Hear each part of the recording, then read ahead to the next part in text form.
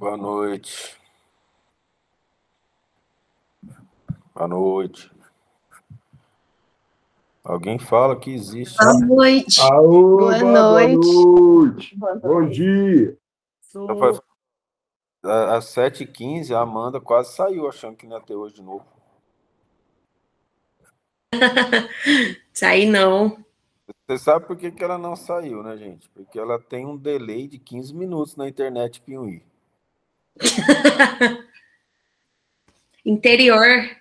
Interior, já falei para você que eu moro na cidade de 1.500 habitantes. Então. Assim aqui. A internet é movida a lenha. Tá bom. A Maria Clara vai fazer a oração para a gente, que termina o estudo anterior, a gente começa o estudo dos Atos dos Apóstolos.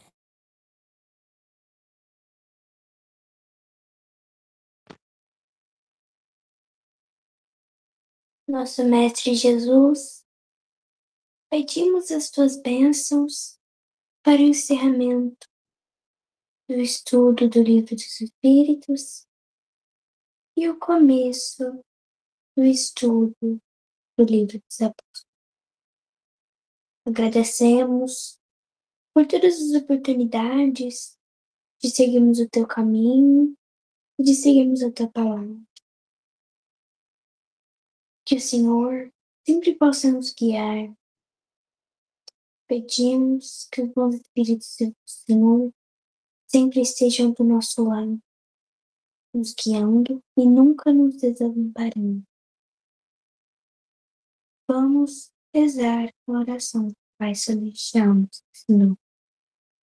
Pai nosso, que estais no céu, santificado seja o vosso nome, venha a nós o vosso reino, seja feita a vossa vontade, assim na terra como no céu.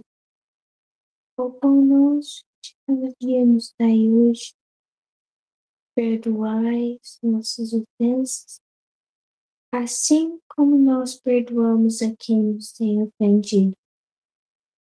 E não nos deixeis cair em tentação, mas nos livrai-nos do mal. Amém.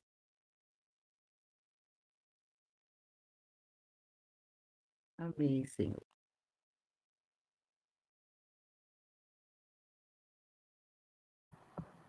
Então vamos fazer o nosso estudo. Vocês perceberam que eu saí do estudo?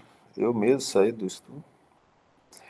Mas olha só, nós havíamos parado, não sei se vocês estão lembrados, que os apóstolos tinham sido presos, né? Aí saíram da prisão e,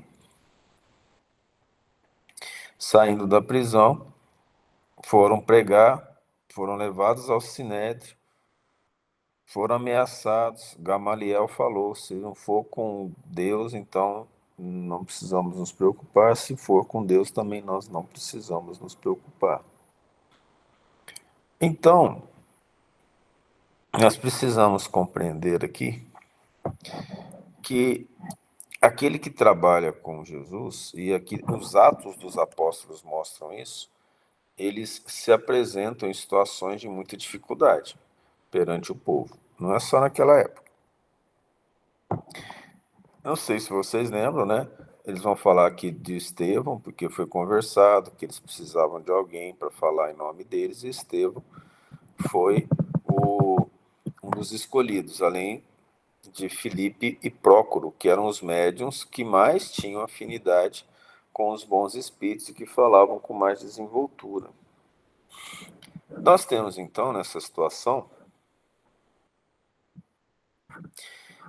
que nós chegamos a indicar que, para conhecer mais sobre Estevão, era preciso ler o livro Paulo e Estevão.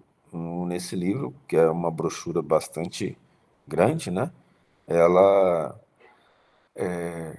conta a história de Estevão, que foi apedrejado, foi morto por apedrejamento a mando de Paulo de Tarso. Lá, então, conta a história depois, né, que acontece o apedrejamento, essa morte. Paulo, então, rumando para Damasco. É interessante que Paulo havia encontrado o que ele chamou de alma gêmea dele, Abigail, se eu não me engano, que era irmã de Estevão. Eles foram separados. E aí, olha que interessante, né? Paulo de Tarso leva a mulher que ele considera amada para mostrar a justiça dos judeus para ela ver um apedrejamento.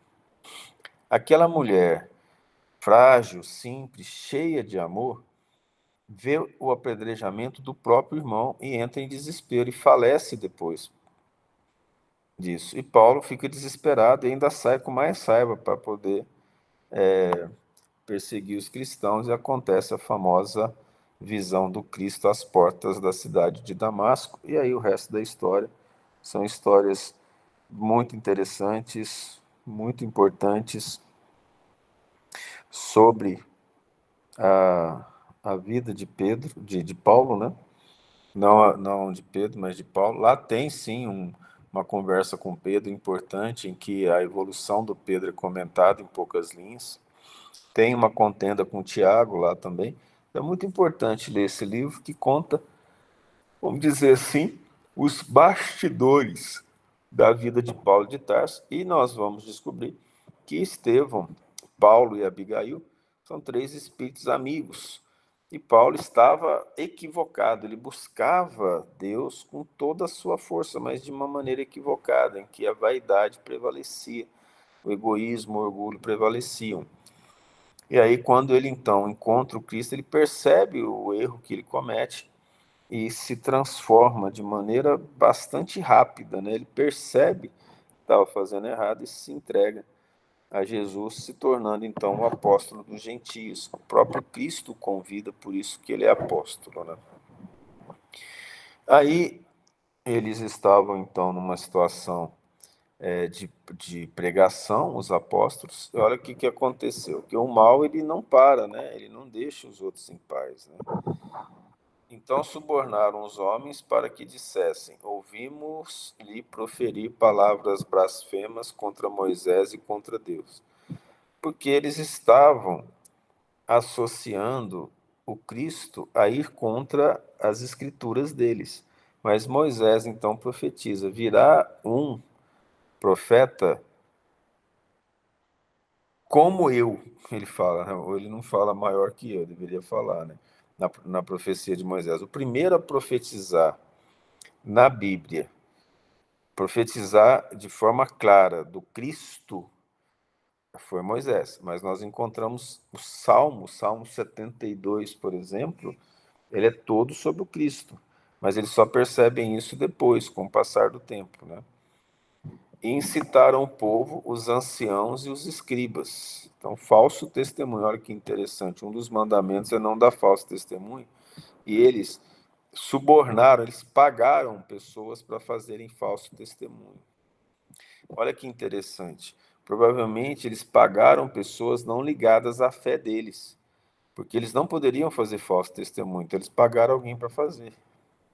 Incitaram o povo, os anciãos e os escribas, e arremetendo contra ele, o arrebataram e o levaram ao sinédrio. Esse Estevão, tá?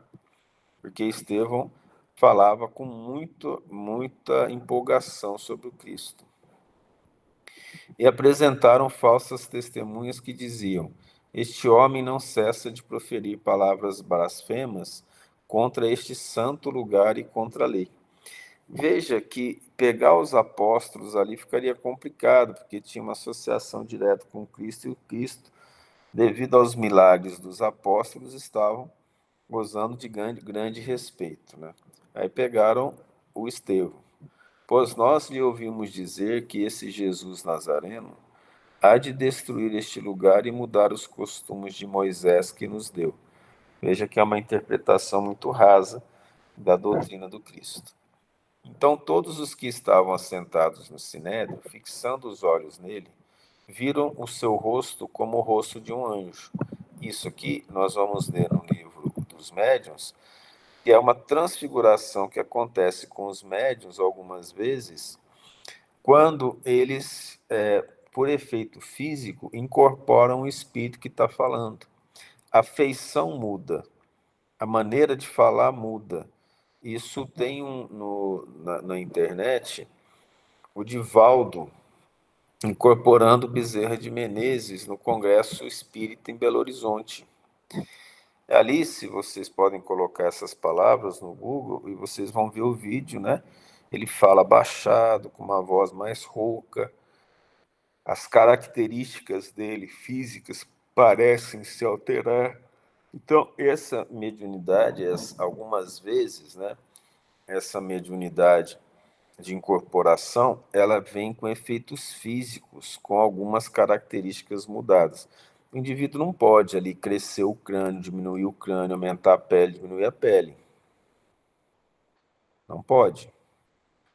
E o que acontece? É o ectoplasma em volta da face dele, que forma, pela força do espírito que está falando, a uma imagem similar. Então veja que interessante. Se eles viram o rosto de Estevão quanto como um anjo, por que atacá-lo, né? Então esses fenômenos mediúnicos aconteceram bastante, como nós falamos no estudo passado, né? Essa questão da importância de estudar, que é muito grande. Quem estuda a Bíblia vai perceber que os fenômenos mediúnicos que a doutrina espírita traz não são novidades, eles apenas são estudados. E o Allan Kardec fez esse trabalho por nós. Vamos para o capítulo 7. Algum questionamento? Eu já assisti umas 2 vezes, Thales,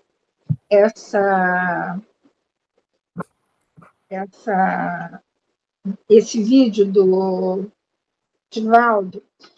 Até a boca dele fica diferente. Não é só a voz. Parece que a boca, como se tomasse um outro formato, fica meio... É diferente da boca dele. E isso eu observei 2 vezes que eu assisti. Sim, ele modifica um pouco o rosto também, né? A expressão idosa e a voz também. O Divaldo tem uma voz muito característica, né? Tem um pouquinho da voz do Divaldo, mas muda muito, né? Acho que se pedir para imitar, ele não consegue imitar. Até num sotaque mais nordestino, não sei te dizer, não é igual o sotaque, se bem que o Divaldo até nem tinha sotaque baiano, né? Mas é bem diferente mesmo, é muito interessante esse vídeo. Vocês têm interesse de ver o vídeo, coloquem lá. Para parar aqui, eu vou ter uma certa dificuldade de colocar o vídeo para vocês, tá? Mas aí vocês vão compreender isso. No caso específico do Estevão, houve uma transfiguração dele, o rosto dele brilhava. Ele realmente, o Estevão, era um espírito muito, assim, acima do que a maioria que estava lá. E quando ele se apresentou para os apóstolos, leia um livro, Paulo e Estevão. Quando ele se apresentou para os apóstolos, quando ele começou a falar, a inspiração dele arrebatava. Tamanha a energia e o amor que ele passava. E disse o sumo sacerdote: porventura é isto assim? E ele disse: homens, irmãos e pais, ouvi. Homens e irmãos. Então, todos filhos de Deus. O Deus da glória apareceu a nosso pai Abraão, estando este na Mesopotâmia, antes de habitar em Harã. Isso aqui é porque ele era um grande estudioso do Velho Testamento, das Escrituras. A família dele, o pai, a irmã, eles estudavam todo dia as Escrituras. Leiam o livro. E disse-lhes: sai da tua terra e dentre a tua parentela, e dirige-te à terra que eu te mostrarei. Então saiu da terra dos caldeus e habitou em Harã. Isso aqui, veja, Abraão é o patriarca. O povo de Israel começa com Abraão. O filho de Abraão, Isaque, é que vai dar nome. O filho de Abraão, Isaque, vai continuar o trabalho do pai e a descendência dele gera o povo de Israel. Então, são os parentes servos de Abraão que formam o povo de Israel.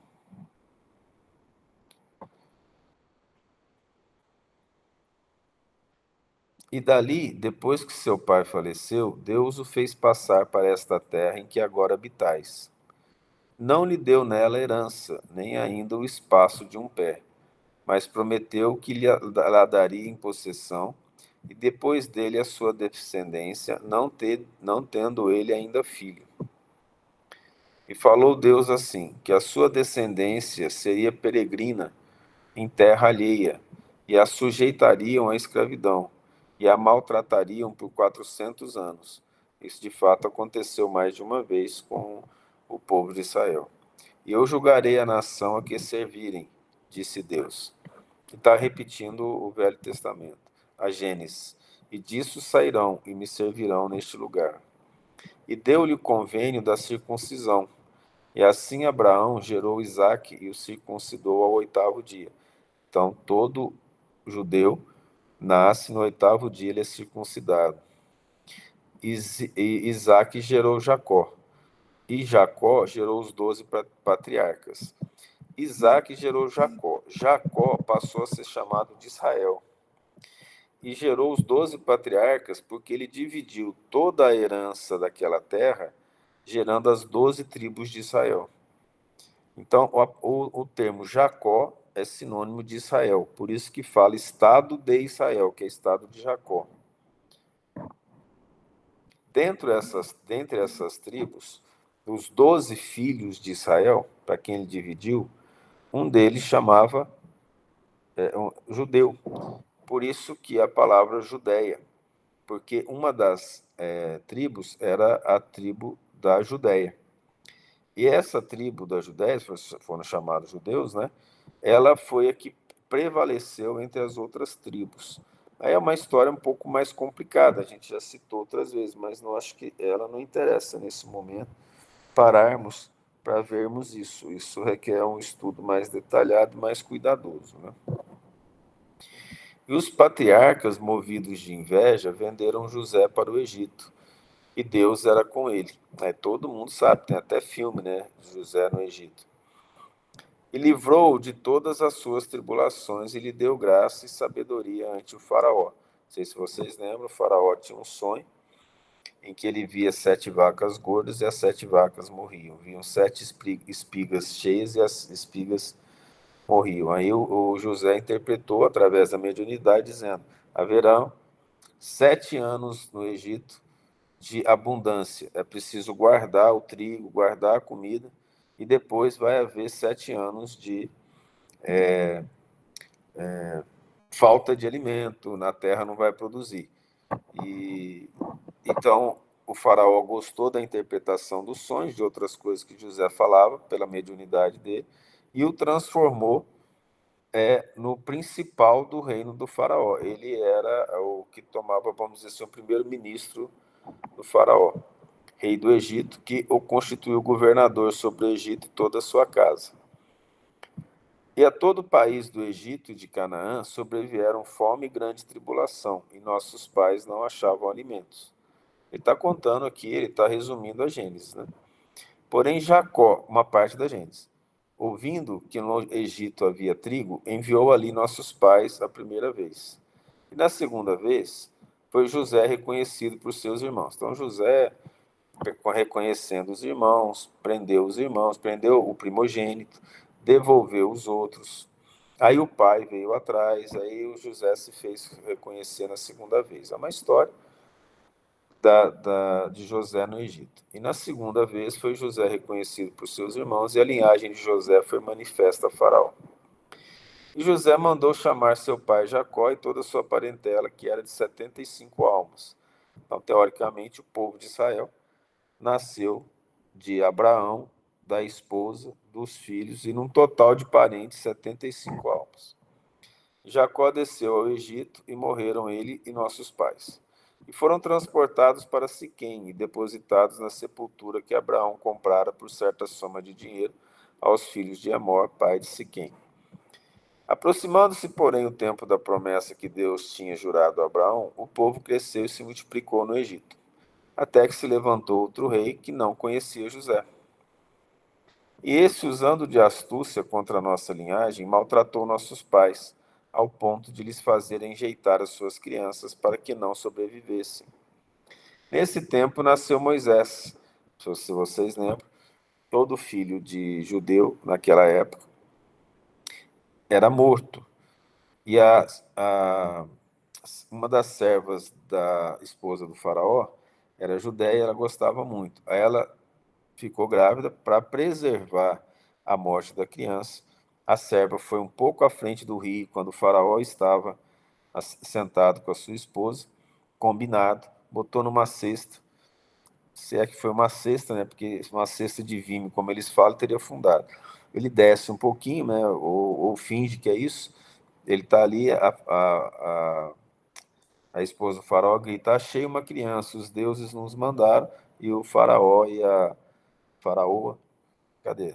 E a esposa adotaram o filho, que foi Moisés, que foi um dos filhos, filho adotivo do faraó, que tinha mandado matar os filhos dos judeus. Olha só que interessante, né? Naquela época, o Egito, poderoso, ele escravizou o povo de Israel e mandou matar os filhos, né? Por que eles não expulsavam de lá os judeus? Porque eles tornaram os judeus escravos para fazer a mão de obra mais rústica, né, dos egípcios.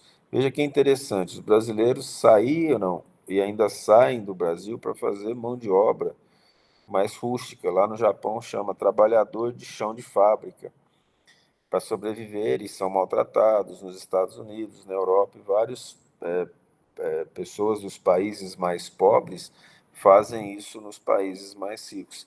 Nós temos uma diferença de 4.000 anos e a coisa continua acontecendo. E os países mais ricos, que entendem da necessidade dessa mão de obra, apoiam de uma certa forma, como o Canadá, por exemplo. Os Estados Unidos, não, pela falta de emprego. Mas o Japão tinha problema sério com os brasileiros, queria mandar os brasileiros embora, mas o salário era mais barato, era mão de obra. Os brasileiros também começaram a não ganhar tanto dinheiro lá e voltaram para o Brasil. Hoje, tem empresa japonesa que freta avião e manda buscar brasileiro para ficar lá uma temporada por falta de mão de obra, porque os japoneses não querem trabalhar como pintores, marceneiros, serralheiros, na limpeza, porque para eles é muito humilhante. Então, eles estão fazendo isso. Isso está acontecendo no resto do mundo também, né? Na Inglaterra, por exemplo, resolveram mandar lá os pessoal embora, os caminhoneiros, sindicatos caminhoneiros resolveram mandar os caminhoneiros latino-americanos embora. As próprias empresas se revoltaram, porque o caminhoneiro latino-americano, ele levava o caminhão lá, chegava para fazer um exercício para ajudar os outros, né? Coração grande, não aguenta ver os outros trabalhando sem fazer nada, vai lá, pegava o saco, pegava a coisa e ajudava a descarregar. O caminhoneiro inglês, não. Além dele ganhar mais, a função dele era levar o caminhão, chegava lá e não ajudava a descarregar. Então, fizeram uma pressão às empresas para trazer os caminhoneiros latino-americanos de volta. Veja que coisa interessante isso, né? Nós estamos comentando aqui sobre esse caso e ele existe até hoje, né? Essa situação aí de utilizar os mais pobres, vamos dizer assim, para fazer o trabalho mais pesado. Nesse tempo nasceu Moisés. A palavra Moisés significa filho da água, ou das águas, e era muito formoso e foi criado por 3 meses na casa de seu pai. E sendo enjeitado, tomou a filha de Faraó e o criou como seu filho. Aí são detalhes lá da Gênesis, tá?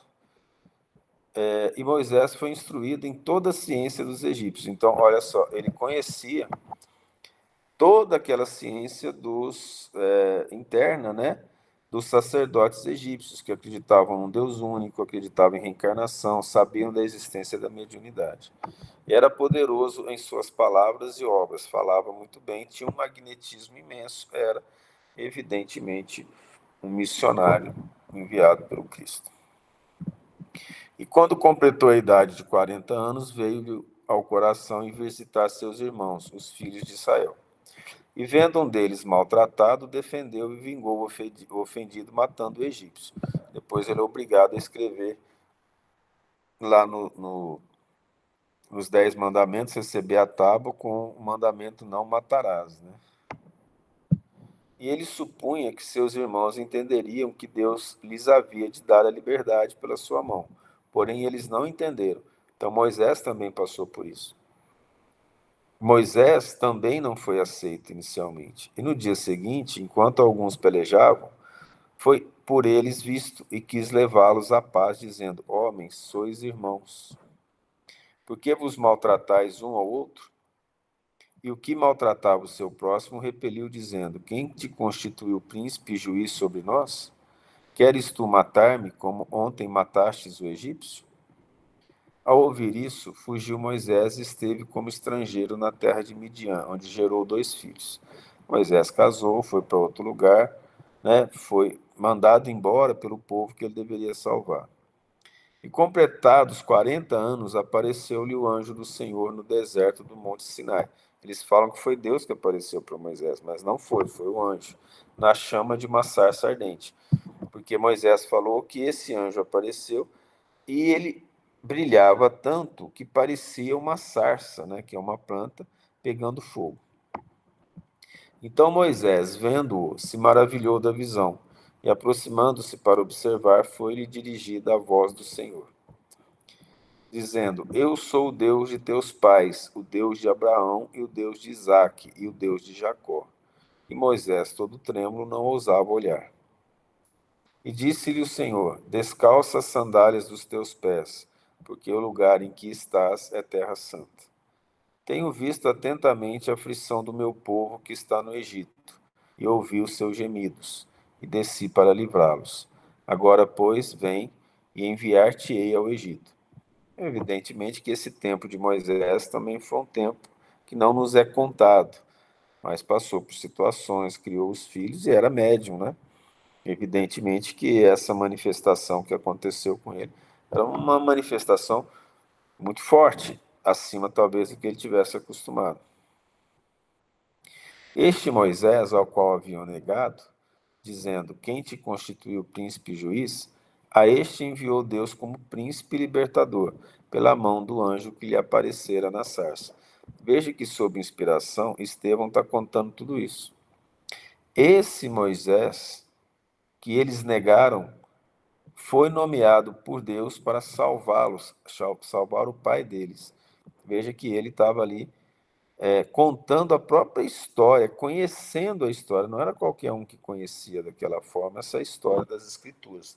Lembra, na época não tinha escolas, a alfabetização era coisa rara, não tinha nem pena ou caneta para escrever direito, né? O papiro, os pergaminhos eram muito caros, se escrevia em couro de carneiro, era muito caro.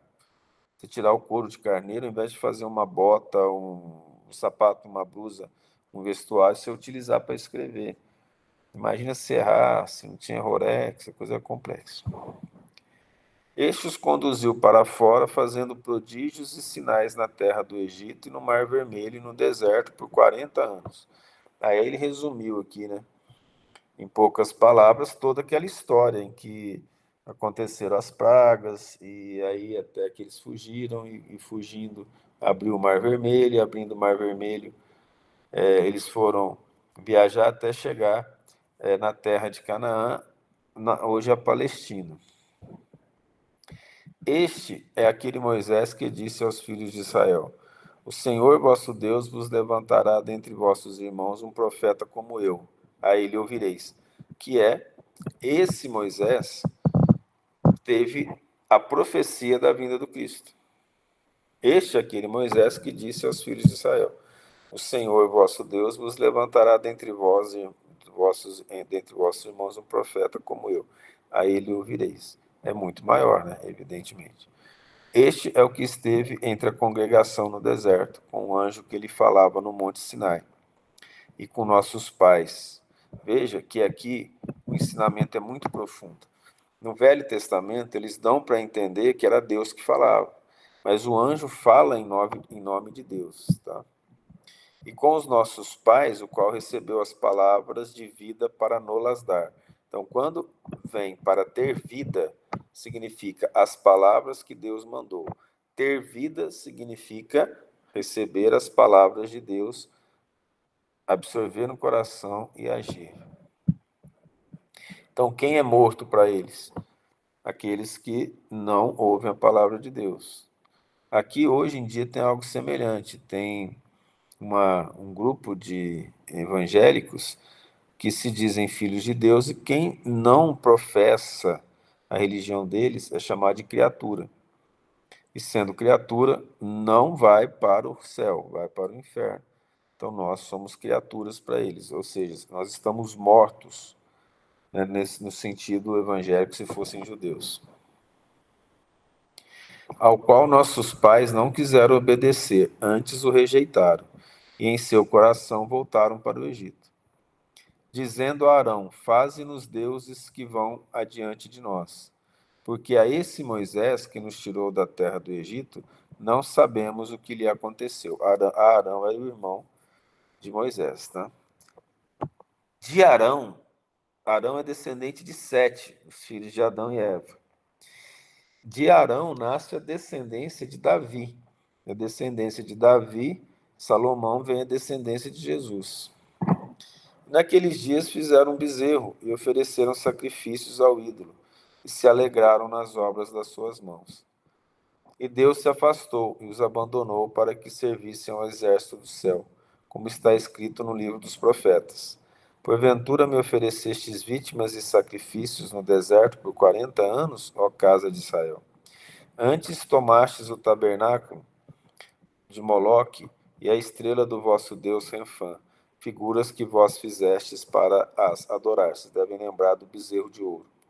Transportar-vos-ei, pois, para além de Babilônia. Então, pelos pecados do povo de Israel, eles sofreram várias vicissitudes. O espírito israelita manda uma mensagem no Evangelho segundo o Espiritismo, no capítulo 1, falando sobre a necessidade do povo de Israel ter passado por aqui. Capítulo 1 do Evangelho segundo o Espiritismo.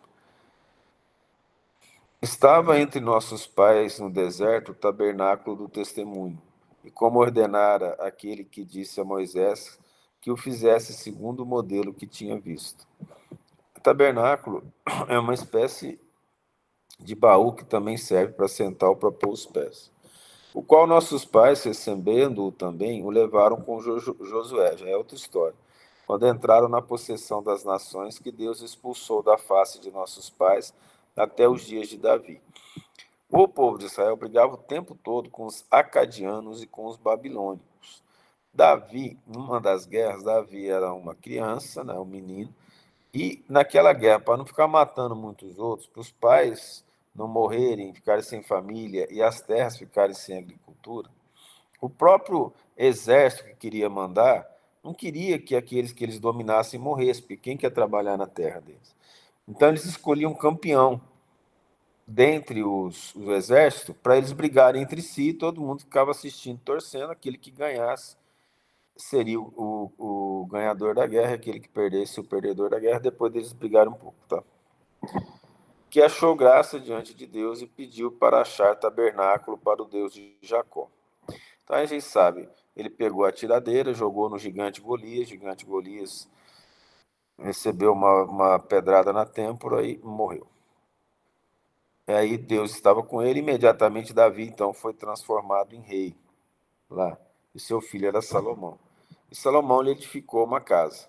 Mas o Altíssimo não habita em templos feitos por mãos de homens, como diz o profeta.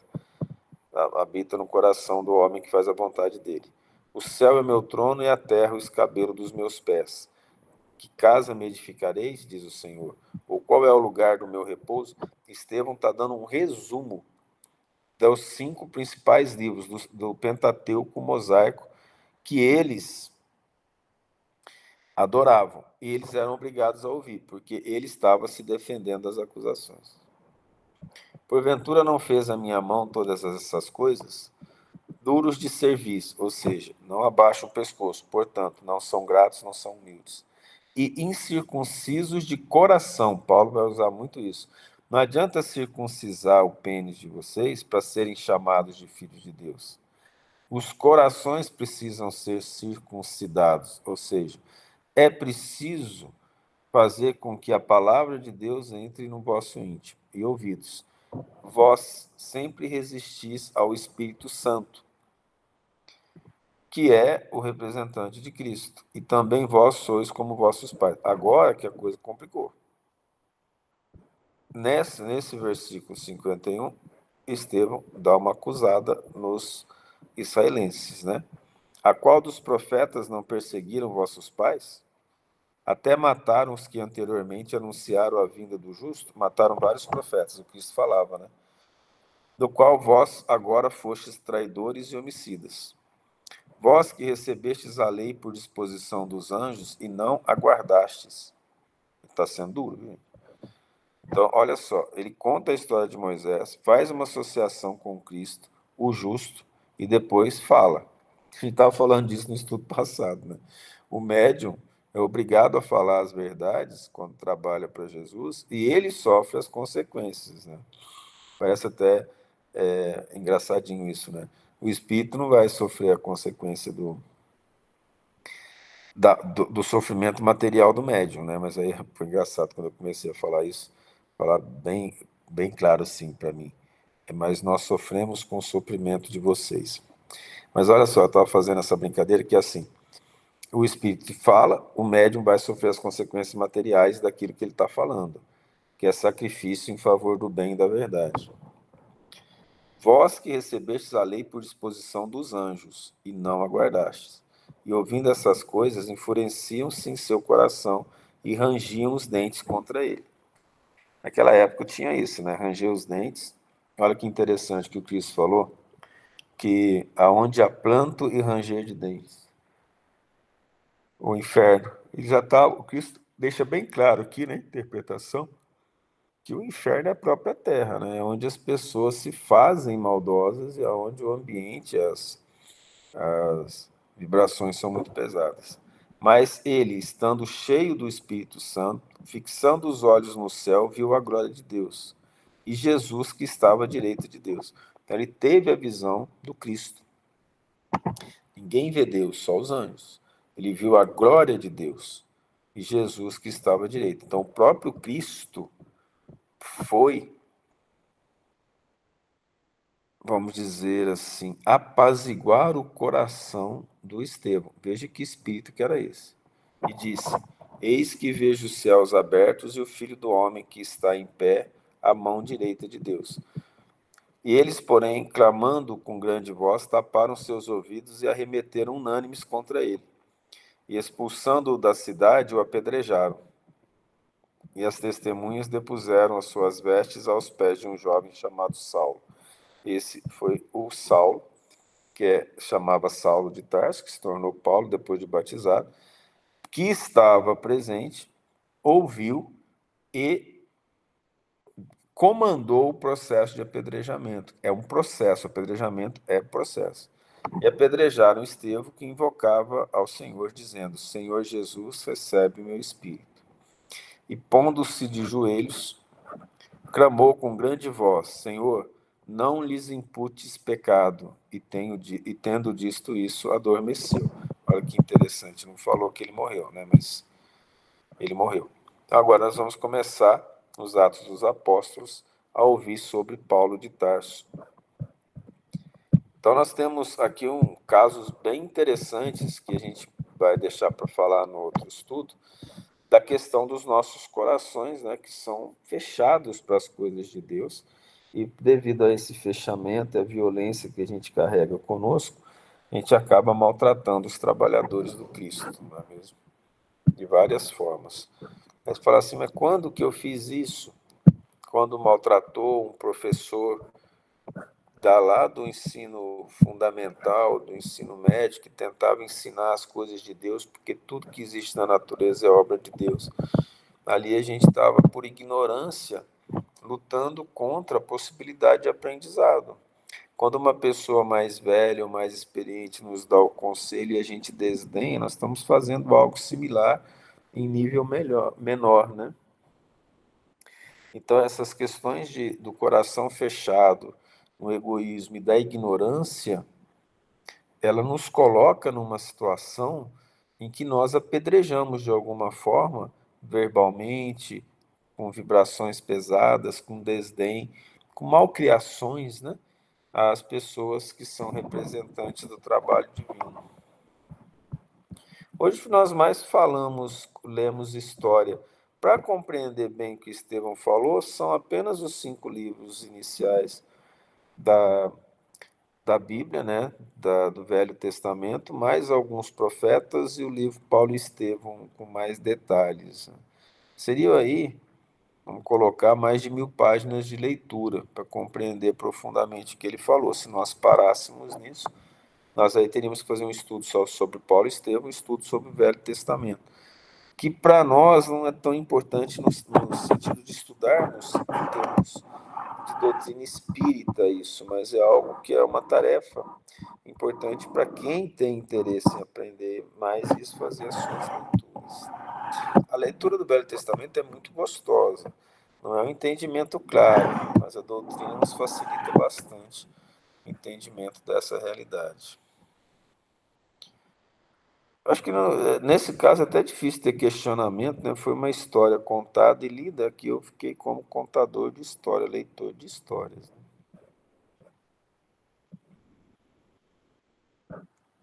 Tudo bem?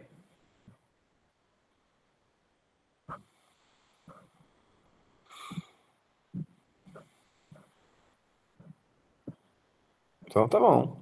Vamos terminar o nosso estudo.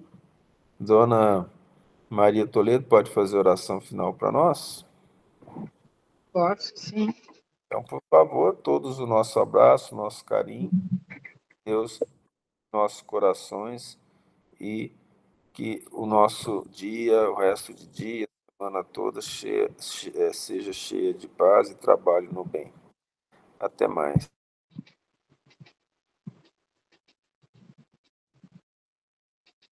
Assim, chegando ao final dos nossos estudos desta noite, vamos voltar nossos pensamentos mais uma vez a Deus Pai, agradecendo pela vida, por mais este dia, a Jesus, agradecendo pela oportunidade de aprendermos sobre os seus exemplos, sobre as lições que nos deixou, aprendendo a sermos melhores pessoas, melhores cristãos, até que possamos ser dignos de sermos chamados verdadeiros cristãos. Que nossas mentes estejam sempre abertas ao aprendizado, Jesus. Permita-nos sempre a companhia dos bons espíritos, nos inspirando no bem, no amor, na compaixão.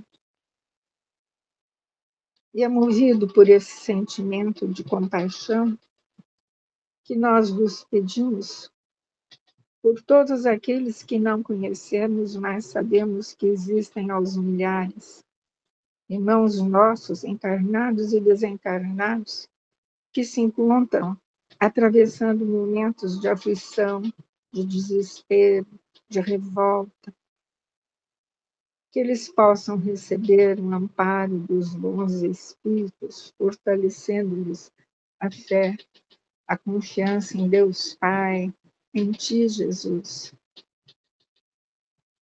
Pedimos também pelos desencarnados que ainda vagam pelo umbral, pelo vale dos suicidas, pelos nossos irmãos que se deixaram levar pelos vícios de todas as espécies,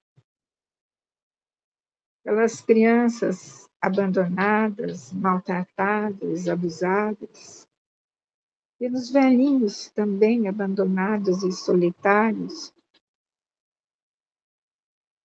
pelos lares em desarmonia,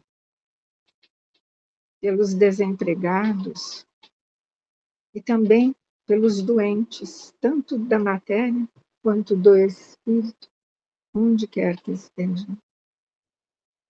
E, Mestre Jesus, ainda mais vos pedimos Pedimos a paz em nossos lares, a paz nas nossas cidades, no nosso país.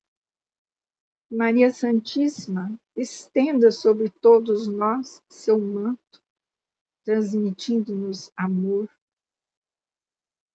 Que ela também possa estender esse manto sobre todo este planeta, trazendo também, assim, a paz a todos os corações, porque ela só pode chegar através do amor, esse amor que Maria nos deu exemplo, que Jesus, mais ainda como irmão, nos deu o exemplo.